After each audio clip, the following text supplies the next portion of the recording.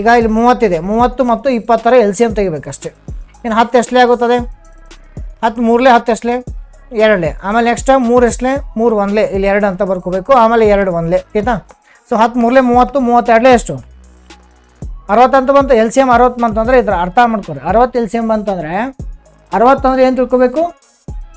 Total units ಅಂತ ತಿಳ್ಕೊಬೇಕು. ಅಂದರೆ ಟೋಟಲ್ ಯೂನಿಟ್ಸ್ ಅಂತ ತಿಳ್ಕೊಬೇಕು, ಅಥವಾ ಒಂದು 60 ಅಂತೇಳಿ ಒಂದು ಅಪ್ರಾಕ್ಸಿಮೇಟ್ಲಿ ವ್ಯಾಲ್ಯೂ ಇಟ್ಕೋಬೇಕು. ಟೋಟಲ್ ಇದನ್ನ ಟೋಟಲ್ ಅಂತ ಕನ್ಸ್ಯೂಮ್ ಮಾಡ್ತೀವಿ. ಎಲ್ ಸಿ ಎಮ್ ತೆಗೆದ ತಕ್ಷಣ 30 ಎಷ್ಟಲೇ 60, 32ಲೇ 20 ಎಷ್ಟಲೇ 23ಲೇ, 32ಲೇ 23ಲೇ ಆಯ್ತಾ? ಆಮೇಲೆ ಇಲ್ಲಿ ಏನೇ ಕಾನ್ಸೆಪ್ಟ್ ಇದೆ ನೋಡ್ರಿ. ಈಗ ಹೆಂಗೆ ಆಗ್ತಾ ಇದೆ? ಇದು ಕಾಸ್ಟ್ ಪ್ರೈಸ್, ಇದೇನು selling price. Cost price selling price ಜಾಸ್ತಿ ಇದೆನಾ? ಸೆಲ್ಲಿಂಗ್ ಪ್ರೈಸ್ ಎಷ್ಟು ಜಾಸ್ತಿ ಇದೆ? ಒಂದೇ ಒಂದು ವಸ್ತು ಜಾಸ್ತಿ ಇದೆ ಅಂದರೆ ₹1 ಜಾಸ್ತಿ ಇದೆ, ಅಥವಾ ಒಂದು ಯೂನಿಟ್ ಜಾಸ್ತಿ ಇದೆ, ಅಥವಾ ಒಂದು ಆರ್ಟಿಕಲ್ ಜಾಸ್ತಿ ಇದೆ, ಹೀಗೆಲ್ಲ ತಿಳ್ಕೊಬೇಕು ನೀವು.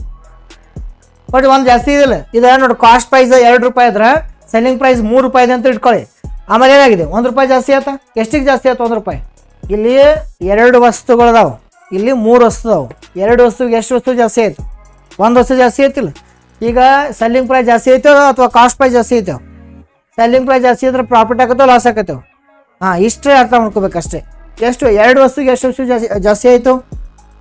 ಇಲ್ಲಿ ನೋಡಿರಿ, 2 ವಸ್ತುವಿಗೆ 1 ವಸ್ತು ಜಾಸ್ತಿ ಆಯಿತು. ಅದನ್ನು ನಾವೇನು ಮಾಡಬೇಕು? ಶೇಕಡಾವರೆಗೆ ಪರಿವರ್ತನೆ ಮಾಡ್ಕೋಬೇಕಷ್ಟೇ. ಪರ್ಸೆಂಟೇಜ್ ಕನ್ವರ್ಟ್ ಮಾಡಿದ ತಕ್ಷಣ 2 1ಲೇ 2 ಎಷ್ಟಲೇ ಆಗುತ್ತದೆ? 2 50ಲೇ ಆಗುತ್ತದೆ. ಸೊ ಆನ್ಸರಲ್ಲಿ ಎಷ್ಟಾಗುತ್ತದೆ? 50% ಪ್ರಾಫಿಟ್ 50% ಪ್ರಾಫಿಟ್, 50% ಏನಾಗುತ್ತದೆ? ಇಲ್ಲಿ ಪ್ರಾಫಿಟ್ ಬರುತ್ತದೆ.